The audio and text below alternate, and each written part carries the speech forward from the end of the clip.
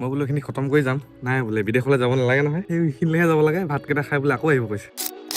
নমস্কাৰ সকলোকে, কি খবৰ আপোনালোকৰ? চব ঠিকে চলিছেনে? ৰাতিপুৱা গাড়ীখন ধুও বুলি উলিয়াই লৈছো। তাতে আজি আকৌ দেওবাৰ, কাম চামো নাই তেনেকে, আৰু গাড়ীখনো বৰ লেতেৰা হৈ আছিলে। আৰু গাড়ীখন লেতেৰা হৈ থাকিলে মোৰ এনেও বেয়া লাগে। একদম সৰু দাগি এটা লাগিলেও তামাম গা বিষায়। ৰাতিপুৱা মোক মানে কাম এটা কৰিব দিছিলে, মই নকৰিলো আৰু। এতিয়া মোক কামত মাতিছে তো, মোক চুক ফুলাই আছে। পাইপ চাইপবোৰ গোটেইখিনি জইন দি মেলি হৈছিলেগেহে, সেইখিনিতে আকৌ কাৰেণ্টটো গ'লগে নহয়। 10 মিনিট মানৰ পিছত আহিলেগে যেনিবা, তাৰ পিছত আকৌ তাই ভাত খাবলৈ মাতিলেহি। মই বোলো এইখিনি খতম কৰি যাম।